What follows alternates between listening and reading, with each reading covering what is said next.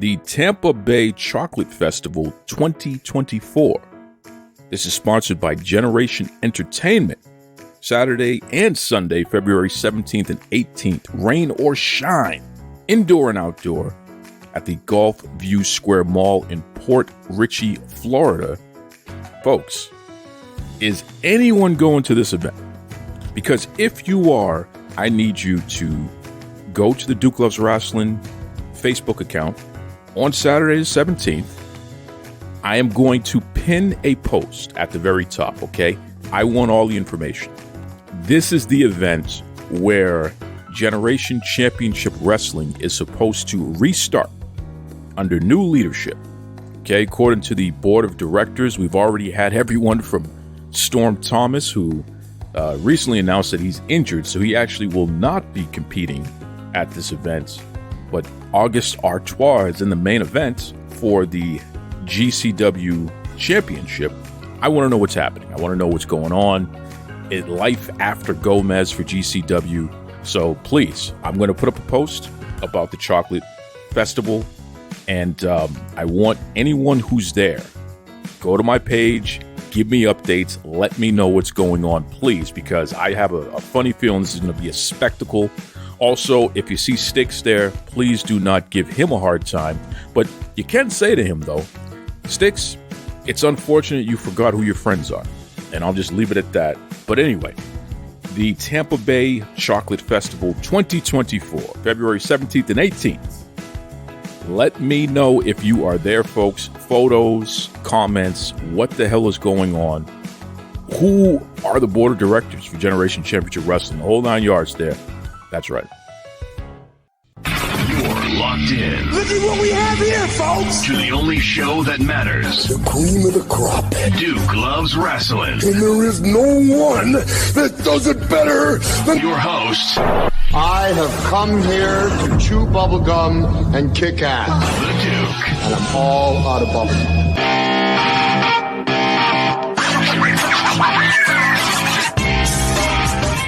Welcome back to the Duke Loves Wrestling podcast, the show about pro wrestling and everything else. Brothers and sisters, I promised you I was going to give you a mixed bag of fantastic conversations this week, and certainly that's exactly what you're going to get. In fact, we're going to kick off this episode with a first-timer here, okay? Listen, we've had Hall of Fame pro wrestlers.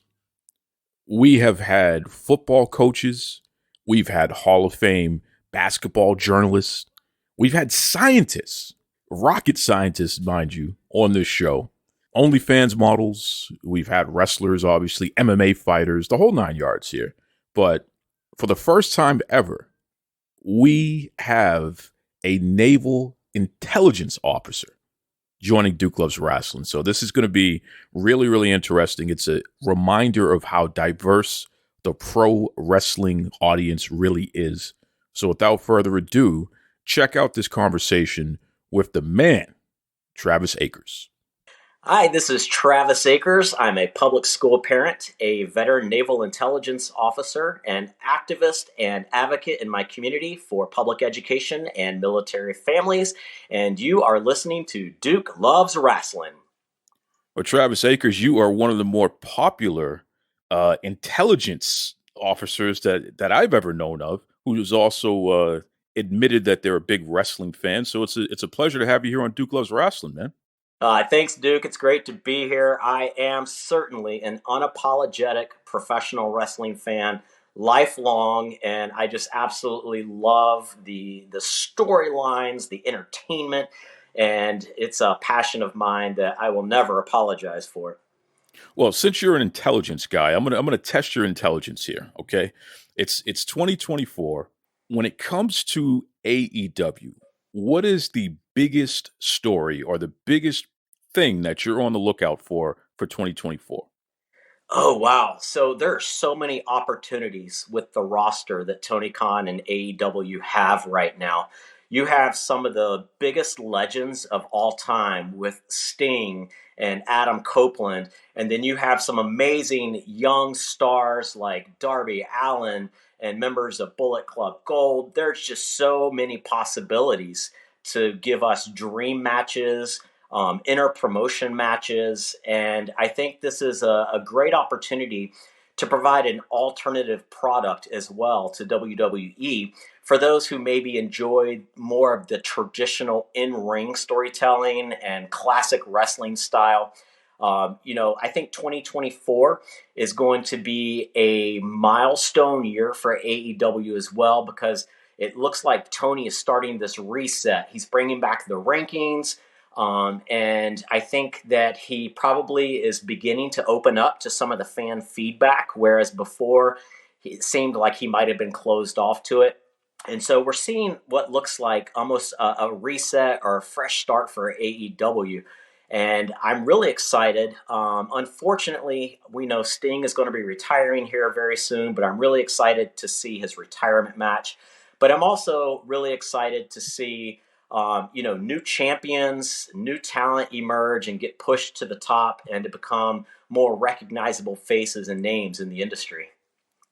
What about on the WWE side? What are you most excited about for 2024? I've got to say, this upcoming WrestleMania really has me intrigued. This is the first time in a few years that they really haven't truly telegraphed what the main events are going to be. I mean, there's obviously a lot of speculation with the IWC online and on the dirt sheets, but who is going to end up challenging Roman? Is it going to be The Rock? Is it going to be Cody? Who's going to end up challenging Seth? Is it going to be Drew McIntyre? Is it going to be CM Punk? There's a lot of opportunity with WrestleMania. But again, I think 2024 is going to be a defining year for WWE as well. A lot of young superstars that have been called up recently from NXT and who are now performing regularly on SmackDown and Raw. These rosters are just so robust and packed with probably the most talented arsenal of professional wrestlers in modern day history. I mean, we can look back at the Attitude Era, or we can look back at the golden years of the late 80s. And yeah, there's top stars that were household names and well-known in Hollywood. But pound for pound and talent for talent, right now, this is kind of like a new golden age of professional wrestling. Just so many opportunities for new, fresh storylines. And again, these veterans and these guys who have been around for a long time really elevating the youth and the new faces and talent. It's really an exciting time to be a wrestling fan. You see that, folks? He is, in fact, intelligent. The man knows his wrestling, and I'm floored by this. That was awesome. Awesome analysis there. Awesome takes there. I love it. And for anyone out there, Duval County School Board, District 7, a little birdie told me that Travis Akers is running for one of those seats there. So Travis, if you win, are you going to bring like one of the World Heavyweight Championships out to the school board floor? Oh, I'll tell you what, that's actually a great idea. At our election night party, I think it would be wonderful to bring out. I have the big gold eagle wing belt. I think I should wear that on election night, maybe, and claim the title of Duval County Public School Heavyweight Champion of the World. I don't know how well that would go over during actual school board meetings, but I'm a fun guy. I don't take life too seriously. So sure, maybe a belt will make an appearance in the chambers of the public school board meetings as well. Incredible. If anyone wants to keep up with you, Travis, what's the best way they could do that? Well, they can follow me on Twitter at Travis Akers and on Facebook at Travis Akers, or they can feel free to visit my website, travisakers.com. Awesome stuff there from Travis Akers. It's pretty cool. The fact that he is so well accomplished and not afraid to point out the fact that he is a big wrestling fan. And you can hear from the analysis there, he knows his stuff. AEW, WWE, the whole 9 yards there. So that's pretty cool. Definitely check out his website. I know that he is running for office, and I'm not going to tell you to vote for Travis or not vote for Travis, but check out his website. If you live down there in Florida, Duval County, he may have something going on that you're interested in. So I encourage you to check that out for sure. And certainly, if you want to meet Travis, I got a great scoop for you. The River City Wrestling Con. Okay, you will get a chance to meet Travis. He's such a big wrestling fan that he has already agreed to be at the River City Wrestling Con. In fact, he's been a few times. It's an event that he personally enjoys. So he let me know he's going to be there June 8th and 9th. River City Wrestling Con at the World Golf Village Resort, St. Augustine, Florida. And this is a new location. It's bigger, it's brighter, it's better. Already announced Sting, already announced Trish Stratus. So many great folks are going to be there this year, and you have to be there this year. Teddy Long is going to be there. Goodness gracious. Come on, Bobby Fish, Low Key, the whole 9 yards there. I hear that Tiny Thunderly is going to be suplexing folks. She is a suplex queen. I hear she's going to be suplexing folks at the River City Wrestling Con. So you definitely do not want to miss it, folks. June 8th and 9th. If you see our man Travis there, definitely give him a pound. Tell him that you heard him on Duke Loves Rasslin. That would be cool. Okay, moving on here. We're going to check out our next guest. And her name is Eliza Haze. Really interesting person, really interesting story here. She went from the mecca of pro wrestling, Florida, where you had wrestling schools and promotions that you could work as often as you want. Then she and her family moved to New Mexico, where there is very little opportunity in comparison there. So check out this great conversation. We're running with our theme of how diverse pro wrestling fandom and pro wrestling in general can be. Check it out. Hey, brothers and sisters, this is Eliza Haze, your favorite flower child, and you're listening to Duke Loves Rasslin. Brothers and sisters, you know that here on the Duke Loves Rasslin podcast, I certainly enjoy having the Hall of Famers on the show. Definitely the stars that time has forgotten, to remind folks that they're still out there and what have you. Current stars, certainly people that you see on TV today, they're always welcome on the show, and you folks enjoy when they come on. But I have a soft spot for independent wrestlers, and especially independent wrestlers who have an interesting story that I haven't heard before. And I love sharing that type of content with you out there because it just adds more perspective on what the wrestling industry is. It's never just one thing. And these are real people dealing with real day-to-day challenges as they pursue their dream. And certainly our next guest here, she has a hell of a challenge based on geography. And I think this is something that you folks will enjoy hearing about because is there anything we can do about this? So without further ado, Eliza Haze, welcome to the Duke Loves Rasslin podcast. How you doing? I'm doing good. Thank you for having me. Well, it's my pleasure. And, you're somebody who you really came into your own when you were training and developing down in the Florida wrestling scene, which is really like ground zero. That's like the number one place for pro wrestling in the world at this point, right? You could basically throw a rock in Florida and find yourself a wrestling promotion. Of course, in a wrestling school, right? Mm-hmm. Now, because of that, wrestling, if you wanted to, how often do you think you could wrestle in a week down in Florida if you could get the bookings? You can wrestle every weekend pretty much, and sometimes twice a weekend. Wow. Probably during the week too, right? Sometimes, yeah. There's not as many during the week, but I have seen a couple of shows popping up during the week. And down in Florida, you have an abundance of other women that you can wrestle with and therefore women's titles that you can compete for, right? Oh, definitely. There's a very deep talent pool in Florida as far as the women's roster goes. A lot of the time you'll see a lot of the same faces, but in the last year, there have been a lot more coming out. So that's what we know in terms of how you started to develop in pro wrestling. But then something interesting happened. You moved. And you didn't just move. You moved to a place that is the complete opposite of Florida. Talk to me about that. Talk to me about the culture shock of going from the mecca of pro wrestling, where everybody in wrestling, they go to Florida and try to make it to the big time, all the big companies. have satellite offices or are literally based in Florida. You go from that to where are you today? I am out in New Mexico, so I literally moved to the desert. It is kind of a wrestling desert out here. There's one promotion that's been active since this past summer, and I know that there's one or two trying to pop up, but I haven't had much talk with them yet. They really haven't quite found their feet yet. So the one that is definitely solid in New Mexico right now is Duke City Championship Wrestling up in Albuquerque.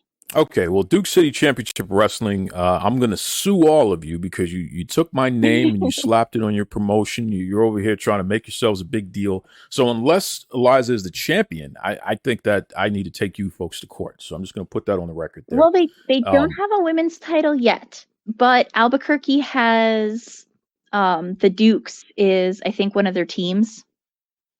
So they go by Duke City. This is incredible. So you got the Dukes, Duke City. What is going on down there? They're just stealing all of my material, basically. I don't know how I feel about this, Eliza. So you're basically the queen of the Albuquerque pro wrestling scene. Right now, I'm kind of the anchor for the women's division. When DCCW brings in another woman, like when we have a women's match, we have to bring somebody. For example, this past weekend, they brought in Lilith Grimm from Colorado. Okay, that's pretty cool. So Lilith Grimm came in and you and her worked together? Yep. That's awesome. All right. So how does that go? I mean, when these women from different parts of the nation, different parts of the world, they come into your territory, New Mexico, because you drove all the women out. They didn't want to wrestle you because you beat the hell out of all of them, so they're intimidated. But when somebody gets some courage and shows up, how does that go? Sometimes better than others. Last month, or not last month, because I wasn't there in December. I guess it was November then. They brought in Angelica Risk, and she came out on top on that one. So it's just like any match. Anybody can win any given day. But it's definitely been nice facing different people. I bet. I bet, because Jesus, you can only learn so much from the same opponents, and at some point, everyone has seen that match already. Yeah. So that wow. So if you want to wrestle, how often do you wrestle right now in New Mexico? Right now, it's pretty much just once a month. Once a month. Jeez. Do you ever worry about ring rust or anything like that? That's not a lot of reps there. Yeah, I do. So I usually try to get there and get a little bit of ring time in before, just go over the basic stuff, the bumps, the rolls, make sure everything's solid. If there's anything, I'm unsure about, like I'll just test some stuff out in the ring beforehand. I am trying to get some ring time at a school in Texas. Pro Wrestling Legacy, they also run a promotion out of there. So I've been in talks with them, and I'm hoping to find some weekend to pop out there. But it's a 3-hour drive. So unfortunately, that's the closest ring to me right now. 3 hours just to go beat somebody up. That's a hell of a commitment for sure. Yeah, Albuquerque's a 4-hour drive. El Paso is a 3-hour drive, and then if I want to go out to Arizona, it's been pretty much like mostly like 3 to 5 hours. Wow. For the promotions out there. That is so challenging, because again, you're somebody who you're chasing your dream of pro wrestling, and you have wrestled matches, and you've been making your way out there, and then for whatever reason you had to move to a totally different state, and that's your home, but you don't have as many opportunities there. A lot of folks build it themselves. Have you ever thought about starting your own promotion, or at least getting a team together who starts a promotion? I have. Um, I've thought about putting a ring up that like I can at least practice in. Maybe like I've had folks ask me if I want to set up a school or something like that. Frankly, I don't feel like I'm qualified to run a school, and there's really nobody close enough that I could bring in that would be qualified. But it would be nice to have a ring somewhere nearby. Um, New Mexico is a commissioned state, so I don't know what their rules on running a school are, but I know that in order to run promotions, you have to get a promoter's license and you have to pay commission fees. You have to have medical staff on hand, an ambulance. Everybody has to be insured. You have to have a doctor on site to examine everybody before they go out. That's interesting. So because of that, when your promotion run shows, do you normally draw a big crowd, or is it because it's Um, so infrequent that that's a little bit more challenging? I know when I wrestle up in Albuquerque with Duke City, they draw a really large crowd. They had, I think the count was over 550 at the show this past weekend. That's great. That's great. So Wow. they pack the house in there, and the crowd is always just on fire. That's great. See, that's people think about pro wrestling, and they may have their own idea or assumptions on what it is. And certainly, shows like The Wrestlers on Netflix, which shows what's happening in OVW, I think that shed a lot of light on the challenges that go along with running a wrestling promotion and a wrestling school, and also the challenges that wrestlers go through. Now, compound that with the fact that you only got one promotion in the area that's running once a month. Wow. that's that's tough. That's really, really tough. And based on where you are, to even drive anywhere in order to wrestle, it's hours and hours. It's a lot of miles and what have you. Um, and then now you're talking about the booking fees, which I'm not going to ask you how much you're asking for booking fee, but is the fee going to cover everything Oh no. to justify driving all over the world like that? So No, most of the time the fee doesn't even cover gas. wow, especially these days. Wow. Okay. So why do it? I mean, why do you continue to be a pro wrestler, Eliza? Because it's what I love doing. I have days where I send out emails, I don't get any responses back, and it's disheartening, but it's what I want to do. So the only thing to do is just keep moving forward, keep sending the emails, keep putting up the content, and hope that it catches somebody's eye, and yeah, I can get more bookings eventually. If a promoter does decide to do business with you, they bring you in and what have you, what are they going to get? They are going to get somebody that the kids love. Kids are pretty much like my target uh, fan base, and that's mostly because the colors. I try to be fun in the ring, and I always try to make time for the kids because those kids that are sitting out there, they're going to be the next ones to step in the ring. And for them, everything is still, they don't look at the dirt sheets. They don't, read the rumor mills and all that. For them, this is just something magical. And every time I step in the ring, I want those kids to feel that magic. Great answer. Great answer. And clearly, I mean, you're a wrestling fan. Outside of being a performer yourself, you've been a fan of the industry, right? Yeah, I haven't kept up as much as I would like to the last few months, just because with the move in the spring and kind of trying to find my footing outside of wrestling in the community here, um, it's been kind of crazy. So I try to keep up as much as I can, but Sometimes I miss some stuff and I have to catch it on the news feeds on Facebook. Which, thank God for that. I mean, geez, when I grew up in the 80s, we didn't have access to any of that.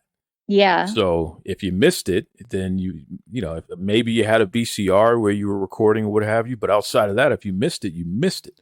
Mm-hmm. So, thank now goodness you have. Yeah, you could pop on YouTube and catch highlights from matches and stuff and get the important points. That's right. Who are some of your favorites just in general? If you were to list like a top 3 wrestlers out there, past or present, who's on your top 3? Probably have to say, Rey Mysterio has always been a favorite of mine since I was a kid. Women-wise, I'd probably have to say Asuka, just because she's always so entertaining. I'm going to say KiLynn King. Cool. Because I've worked with her, I've seen her come up through the business. Back before she really found her footing, found her character and her voice. And just seeing where she was then to where she is now is very inspirational. Well, certainly shout out to KiLynn King. She's been here on the Duke Loves Wrestling podcast, the MF and King. And I know that she's nursing a very serious injury now, so we wish KiLynn the best out there. But yeah, that's a great call out. Asuka, of course, she's going to be in the Hall of Fame. Rey Mysterio, obviously, he's going to be in the Hall of Fame. So yeah, that's a pretty good mix. That's a pretty good mix there. Well, great point. Last year. Great point. He already is, and he's still out there wrestling. Can you imagine? That's impressive. Yeah, for somebody who hasn't been keeping up, you sure knew that. So you kicked my ass that time. I'm scared of you there. I told you I try to at least get the important points when I can. You sure do. Well, for anyone listening, what's the best way that they can reach you? Well, I have all social media platforms. I have Facebook, Instagram, X. I still call it Twitter. I'm not on there as much anymore because it's kind of gotten bogged down. But I also have a YouTube channel. Which is, what are all those under? If you just type in Eliza Haze, I will come up for all of them. Awesome. Well, Eliza, I wish you nothing but the best. You're the queen of New Mexico. So if anyone out there wants to go down to Mexico and challenge the queen, Eliza Haze is ready for you. Yeah, man. Hit me up and we'll make it happen. Fun conversation there with Eliza Haze, the queen of New Mexico wrestling. And certainly, again, anybody who's interested in checking out Eliza Haze, if you want to challenge her or what have you to a match, reach out to her. Eliza Haze on all the social media platforms. Good stuff. We are going to take a quick break.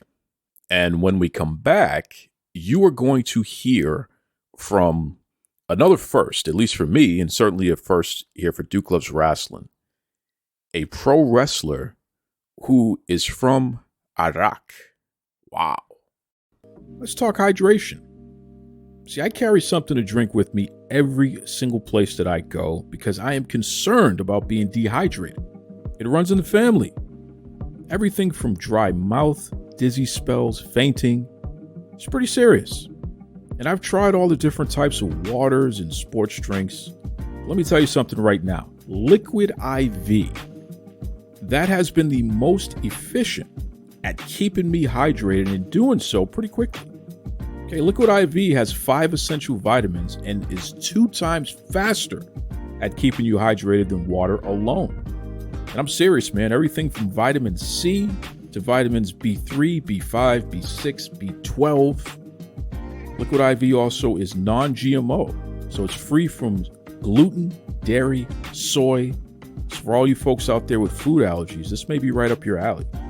And I know what you're thinking, but how does it taste, Duke? Well, it tastes pretty good. Okay, we're talking my favorite in pina colada.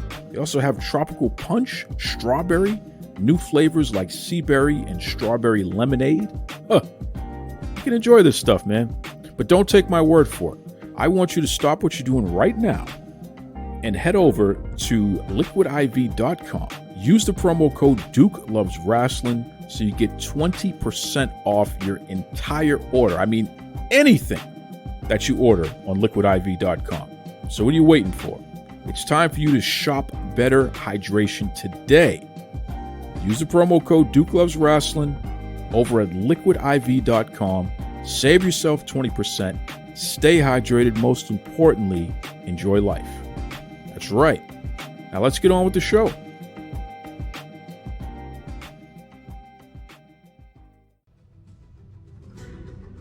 My name is Ali Mohammed, and you are listening to Duke Loves Rasslin.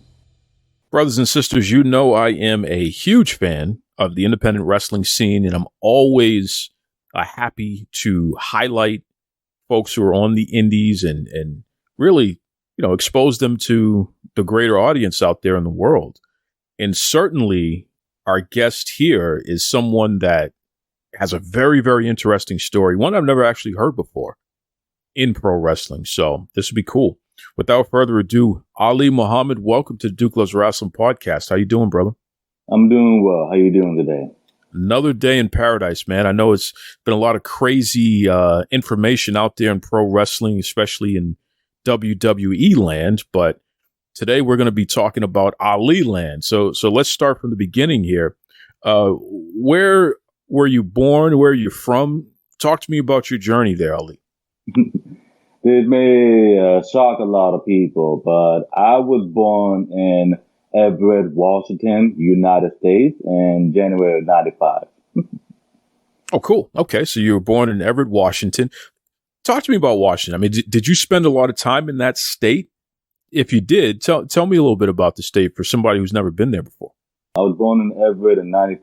I lived there for 23 years of my life, so the majority of my life.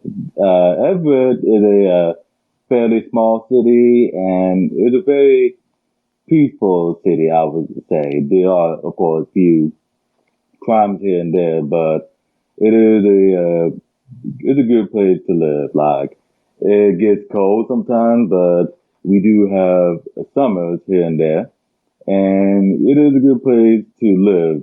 That's cool. That's cool. So it's interesting because you have a very distinct accent there, Ali.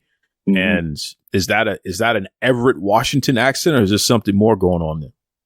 It is actually an amalgamation of multiple accents. So I'm a first generation immigrant, as you would say. My parents moved here from Iraq to Washington in like June of 94.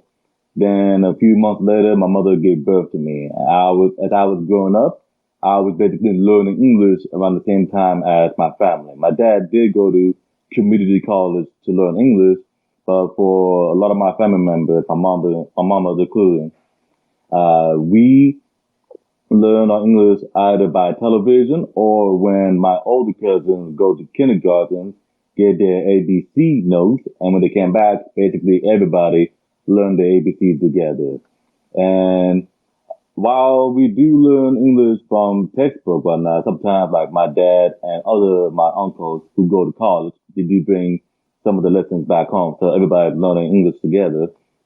I would also watch a lot of television growing up. So a lot of times when I watch TV, I would get few words, few phrases here and there. I do have a lot of English words. Some of them are New Yorker or Southern accent, depending on what movie or show I'm watching. And on occasionally, because I was a child still, I will watch a lot of television shows from a British broadcast. So if you do hear me say a few English words or phrases, it's because like I learned a few British slang here and there. Wow. That's a lot going on there for sure. Ali, I want to step back for a second because you corrected yourself. You said something and then you said, "Excuse me, Iraq." What did you say before you said Iraq? Well, I was saying Iraq. That is the Arabian pronunciation, and because Arabic is my first language, I'm so used to saying things the Arabic way. And there are times like when I'm in wrestling, I'll talk to people, especially with WWE and Saudi Arabia. And when it was my turn or when I was talking on the subject, I would say in Saudi, when WWE or the guys go to Saudi and this going on in Saudi, and the people are confused, like, where they going? And I had to correct myself. Oh, they're going to Saudi Arabia, because I was so used to saying the Arabian way.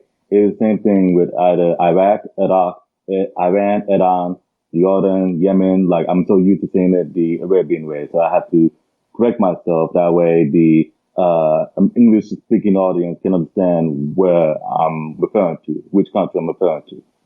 Well, I'm going to tell you something right now, Ali. I think that it's important that you not apologize for pronouncing anything the Arabian way. And I think that rather than say sorry and correct yourself, say, in this case, you're talking about Iraq.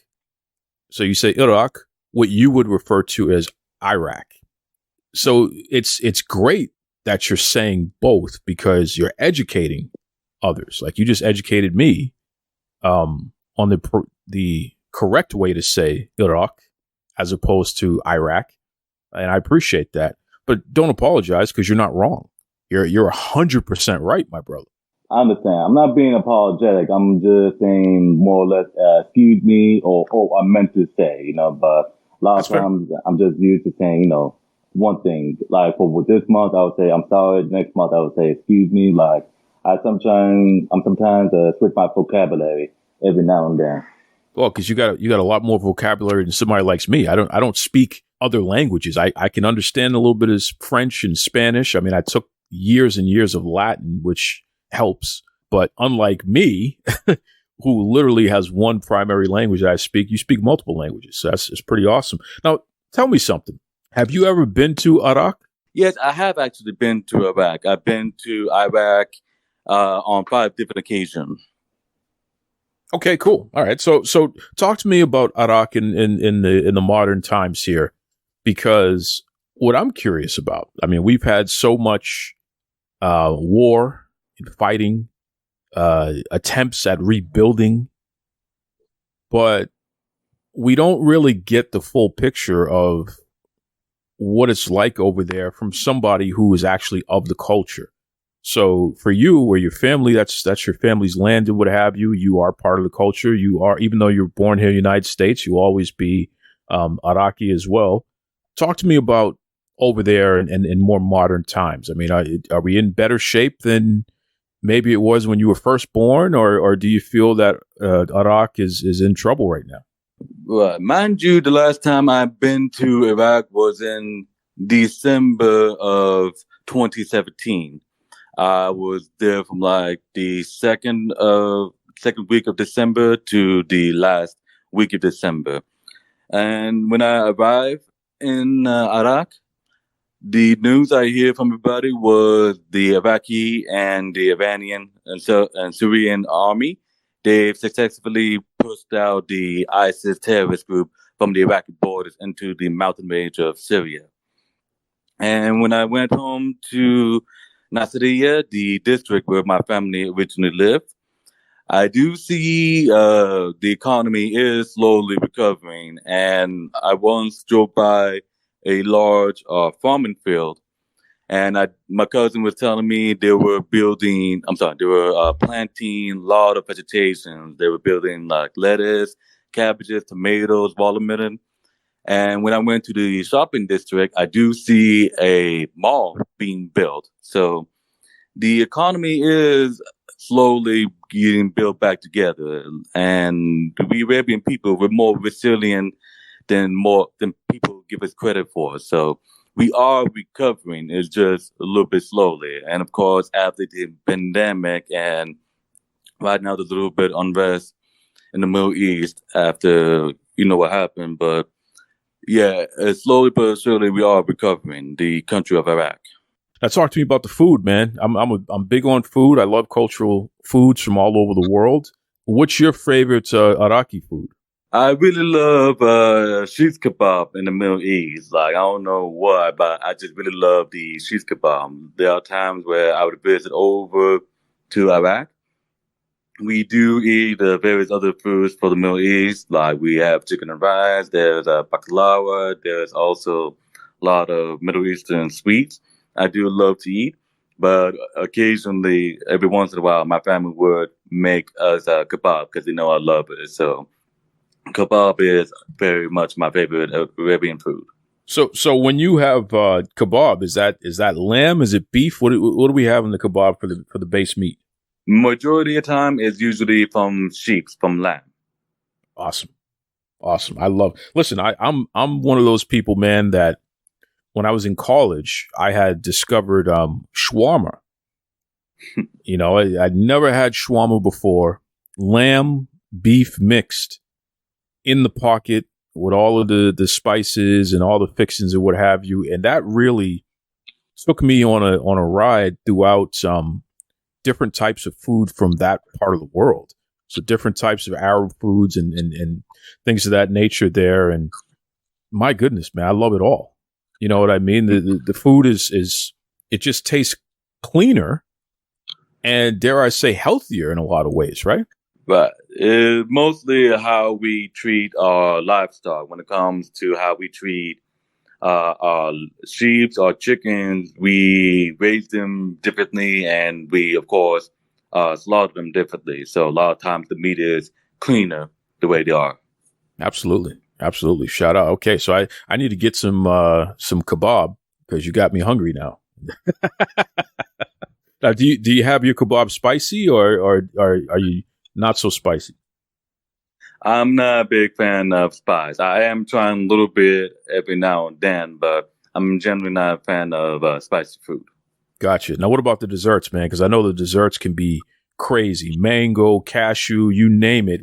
Talk to me about the desserts, man. There's, of course, a baklava. It's like sweetened date, if I'm not mistaken. And there's also a dug, which is basically a flatbread that you put honey and sugar on it, and you fry it, which tastes delicious. But yeah, there are a lot of like good Arabian desserts, depending on which country. And Turkey, they have these Turkish delight dessert, which is very delicious. But yeah, like Middle Eastern does have a good amount of dessert. Oh yeah, Turkish delights. You put some fresh pistachios on top and what have you. Good stuff. Right. Man. Absolutely. I love it. You know, mango lassi and things like that. Because the drinks too. I mean, all the different types of what we would call smoothies, but the fruit drinks. Because fruits, even in Iraq has some delicious fruits, right? They do, yes. Man. See, I love it. That's good stuff. I mean, I'm going to be honest with you. I don't recall in my lifetime ever speaking directly to someone who is of the Iraqi culture. So it's pretty cool to speak with you and learn something. You know, we got a lot of friends from Iran and obviously Saudi, as you would say, with Saudi Arabia, but it's pretty cool to hear from you, who's of the Iraqi culture. That's cool. So you're a pro wrestler, and you're based where? In Florida? Yes, sir. I'm currently in Orlando, Florida. I mostly work in the Florida, Georgia, and the Carolina areas. So I gotta ask this question. I'm not trying to put you on the spot here, but it is something that matters. Do you find that you're mostly booked as a heel, or have you ever done any babyface work at all? So over the course of my career, I had about 200 matches, and about 5 of these occasions, I was a babyface. The first 2 times I was a baby was because I was still in training. I was still getting used to the environment. So they had me as a baby. That way I can work with the heel who can direct me during the matches. And then the other 3 times I was a babyface, I was in South Carolina. My friend who's a promoter, he is from Syria, and he was a huge babyface there. And when I came as his cousin, his kayfabe cousin, people cheered me as a babyface because I was helping my cousin winning the matches. So I was a babyface on 5 different occasions, but I do generally work as a heel.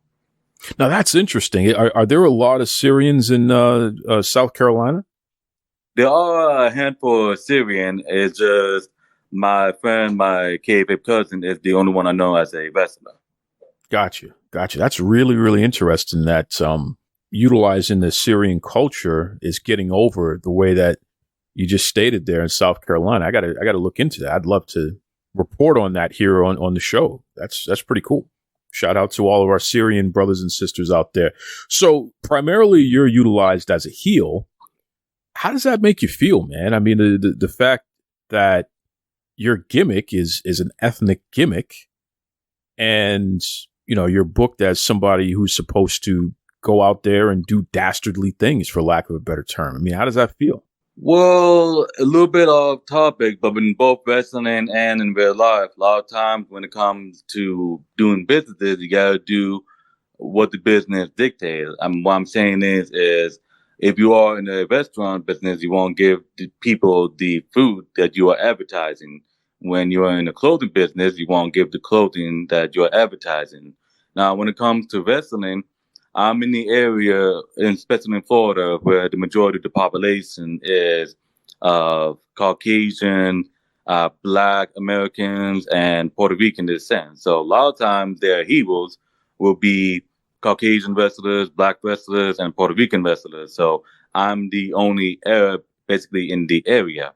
And back in the territory days, the biggest heroes were, of course, the Iron Sheik and other Arabs who play as the evil Arabian Sheik. So for me to come to the South and play as a heel, I don't see that as the discriminatory or that they're trying to insult me, but it is a good way to gather heat from the crowd, of make them feel good about, us versus them kind of story. But going on to this, I do feel over time where people recognize me more, especially down in Florida, because I've worked mostly in Florida.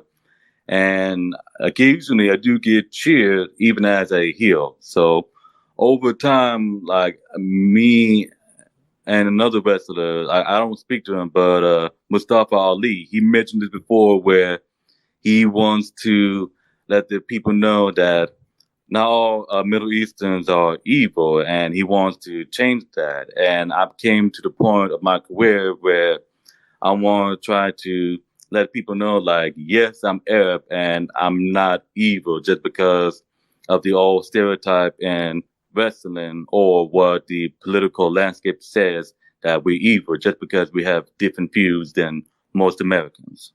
That's good stuff there. Now, do you find that you get booked pretty often because your character is, you are the Arab character, and I know that there's a pretty strong Arab community down in Florida, so it's familiar enough, but maybe not as many Arab wrestlers, right? When it comes to Florida, they do have a lot of people from Palestine, but majority of the folks I see here are from Pakistan. So Pakistan and Egypt as well. So there is a handful of Arab cultures, but I also see a lot of Persian, Pakistani culture here. So I do get some of them to come into my matches. And going to your first questions earlier, when you asked, is it easier for me to get booked as a Arabian heel? And the answer to that is yes and no. Yes, it is easy for me to get into places because I'm an authentic Sheik and they've never seen anybody like me before. So there are times where I can easily get on a show because I'm different. They've never seen anyone like me before. But when I say no, it's because I am authentic, because I am an actual Arab, not someone outside the culture impersonating as an Arab. It is difficult for me to get into places because I would get more reaction than even the top babyface. I have a small story to tell. There is a promotion in Oklahoma City. I won't say the name of the promotion. Years ago, I tried to reach out to them to garner business to become part of their roster. They had one Caucasian wrestler who appears as a Sheik, and he speaks fake Persian or fake Arabic. I forget like which part he was playing, but I didn't let that bother me because I wanted to get business. So I told him, hey, I'm willing to come over. I'm willing to become his sidekick, his partner. whatever. Like, I'm trying to get on the show because I was still new in the business. And the promoter was having serious talk with me. He was asking me if I'm willing to do ladder matches one night, and I was saying, yes, I can do that. But then a couple of days later, I think because he went to my profile because he was interested, he realized, like, I'm not a outsider pretending to be an Arab. I'm an actual Arab who can actually speak Arabic. And he was worried that I might accidentally expose his top heel as a non-Arab. So he texted me, he goes like, hey, I'm sorry, I can't get you on the show. Why not? Oh, we're fully booked. That wasn't the issue a week ago, but now it becomes. So there are times where I wasn't able to get bookings because I would outperform and outshine their top heels, their top babies. So it is a curse and a blessing being an authentic Arab and investing in the business. It's awesome. I love it. And kudos to you, man. You found your way, and having over 200 matches is a big deal. How many years have you been wrestling? 5.5 years. Great. That's great. That's a lot of matches in that period of time there. So you stay booked, especially considering the fact that we had a whole pandemic in between that. So, that's a tremendous amount of work in a relatively short amount of time. Almost 2 years were taken away from you. So that's good stuff, man. Listen, Ali, if anyone listening wants to reach out, follow your journey, maybe even do some business with you, what's the best way they can do that? Best way to reach out to me is on Facebook Messenger. I do have an Instagram, but Messenger is the best way to reach out to me. The Facebook page is Ali Mohammed Altawal. I book my wrestling journey as well as my personal journey. Okay, there he is. Ali Mohammed, listen, it is a pleasure to have you on Duke Loves Rasslin', and I want you to come back later in the year and update us. Let us know how the progress continues to go, man, because it sounds like sky is the limit for you. And, at some point, you and I got to get some kebab. Yes, sir. We eventually will do that together. This year, I'm expecting to go even bigger and louder. I've already spoken to a handful of promoters who want to do bigger things with me. I have one promoter who I call wants me to turn into an Arabian Harley race. He wants me to turn into a monster this year. This year, I plan to go into more states. I plan to go even out of country, and eventually my goal is to be in top promotions such as TNA, AEW, New Japan, and eventually WWE. My brothers, my sisters, it is your man, the Duke, host of the Duke Loves Rasslin' podcast, and I want you to do me a favor. I want you to go to www.strictlyfortheculture.ca. Strictly for the Culture is one of the hottest brands in sports and entertainment today. Come on, you've seen the t-shirts, you've seen the hoodies on folks like Rodney Mack, the Reverend Ron Hunt, Jeremy Prophet, MLW World Champion Alex Kane, Mr. PWI 500 Jay Bougie, even your man the Duke, and a lot of other podcasters and influencers. So I'll say it once again, www.strictlyfortheculture.ca. Do it for the love, do it for the respect, do it for the honor, but most of all, do it strictly for the culture.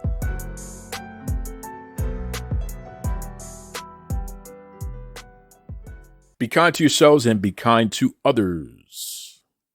Take it away, Tony Schiavone. Mr. Tony Schiavone, and we're desperately out of time on Duke Loves Wrestling.